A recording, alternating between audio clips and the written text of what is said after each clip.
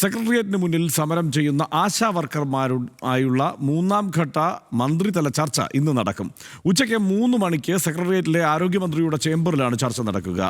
INTUC, CITU പ്രതിനിധികൾ ഉൾപ്പെടെ ചർച്ചയിൽ പങ്കെടുക്കും. സമരക്കാർക്ക് ഐക്യദാർഢ്യം പ്രഖ്യാപിച്ച് NCP നേതാക്കൾ സമരപ്പന്തലിൽ എത്തി തല മുണ്ടനം ചെയ്തു. വിവരങ്ങളുമായി തിരുവനന്തപുരത്ത് നിന്ന് ഹാൻസ് ജോൺ കൂടി ചേരുന്നുണ്ട്. ഹാൻസ്, ഇപ്പോൾ നേരത്തെ പല ഘട്ടങ്ങളിലായി സമരം ചെയ്ത, പല ഘട്ടങ്ങളിലായി ഈ ആശാ വർക്കർമാരുടെ സമരം ഉന്നയിച്ച എല്ലാ സംഘടനകളെയും ഒരുമിച്ച് ചർച്ചയ്ക്ക് വിളിക്കാനാണ് ഇപ്പോൾ സർക്കാർ തീരുമാനിച്ചിരിക്കുന്നത് എന്ന് തോന്നുന്നു, അല്ലേ?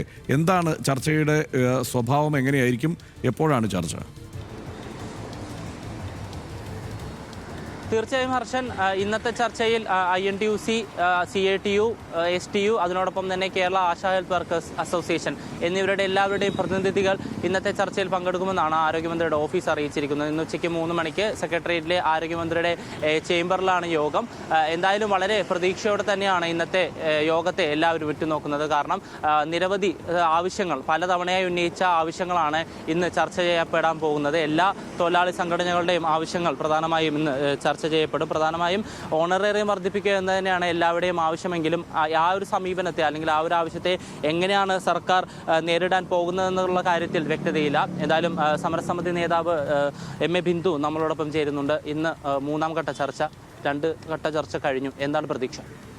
അല്ല, നമ്മൾ എപ്പോഴും ചർച്ചയ്ക്ക് പോകുമ്പോൾ നമ്മൾ വെച്ച ഡിമാൻഡുകൾ, ഓണറേറിയം വർദ്ധിപ്പിക്കുക, വിരമിക്കൽ ആനുകൂല്യം പ്രഖ്യാപിക്കുക, ഈ ഡിമാൻഡ് ചർച്ച ചെയ്ത് സെറ്റിൽ ചെയ്യണമെന്നാണല്ലോ നമ്മൾ ആഗ്രഹിക്കുന്നത്. ഇപ്പോൾ ഇന്ന് 53ാമത്തെ ദിവസമാണ് ചർച്ചയ്ക്ക് വിളിച്ചിരിക്കുന്നത്. ഇന്നെങ്കിലും അവർ വിഷയത്തിൽ ഊന്നി നിന്നുകൊണ്ടുള്ള ചർച്ച നടത്തണം എന്നുള്ളതാണ് ഞങ്ങളുടെ ഒരു താല്പര്യം. അങ്ങനെ ചർച്ച ചെയ്ത് ഇത് സെറ്റിൽ ചെയ്യണം. 53 ദിവസമായി നിരാഹാര സമരം, അനിശ്ചിതകാല നിരാഹാര സമരം തുടങ്ങിയിട്ട് ഇന്ന് 15ാമത്തെ ദിവസമാണ്. അപ്പോൾ ഇത് എത്ര ഗുരുതരമായ ഒരു സാഹചര്യത്തിലേക്കാണ് കാര്യങ്ങൾ പോയിക്കൊണ്ടിരിക്കുന്നത്. അപ്പോൾ ഒരു ജനാധിപത്യ പ്രക്രിയ അനുശാസിക്കുന്ന രീതിയിലുള്ള ഒരു ഒത്തുതീർപ്പുണ്ടാകണ്ടേ? എന്തിനാണ് പിടിവാശി പിടിക്കുന്നത് സർക്കാർ? അപ്പോൾ ഇന്ന് അത്തരം ഒരു ചർച്ച ഉണ്ടാകണമെന്നുള്ളതാണ് ഞങ്ങൾ മാത്രമല്ല, ഈ കേരളം ഒന്നടങ്കം ആഗ്രഹിക്കുന്നത്. ചർച്ചയിൽ കഴിഞ്ഞ വട്ടത്തെക്കാളും മാറി മറ്റ് 3 സംഘടനകളും ഉണ്ട്. അപ്പോൾ വിഷയത്തിൽ നിന്ന് തെന്നിമാറുമോ എന്ന് തോന്നുന്നു? ഇല്ല, ഈ ചർച്ച നടക്കുന്നത് ഇവിടെ ഈ സെക്രട്ടേറിയറ്റിന് മുന്നിൽ കഴിഞ്ഞ 53 ദിവസമായി നടക്കുന്ന അനിശ്ചിതകാല രാപ്പകൽ സമരത്തിൻ്റെ ഭാഗമായിട്ടാണല്ലോ. അപ്പോൾ തീർച്ചയായും അവിടെ ചർച്ച ചെയ്യുമ്പോൾ ഈ സമരം ഉയർത്തുന്ന ഡിമാൻഡുകളല്ലേ അവിടെ ചർച്ച ചെയ്യേണ്ടത്. അതിനപ്പുറത്തെന്ത് ചർച്ചയാണ് നടക്കേണ്ടത്? അപ്പോൾ അത്തരത്തിലൊരു ചർച്ചയുടെ ആവശ്യമില്ല. ഇവിടെ നടക്കുന്ന സമരത്തിന് ഉയർത്തിയിരിക്കുന്ന ഡിമാൻഡുകളാണ് ചർച്ച ചെയ്യേണ്ടത്. അത് ഞാൻ നേരത്തെ പറഞ്ഞതുപോലെ ഞങ്ങളുടെ മാത്രമല്ല, ഈ കേരള സമൂഹം മുഴുവൻ ആഗ്രഹിക്കുന്നത് അതാണ്. ഹർഷൻ, എന്തായാലും ഇന്നത്തെ യോഗത്തിൽ വലിയൊരു പ്രതീക്ഷ എന്തായാലും ഇവർ അർപ്പിക്കുന്നുണ്ട്.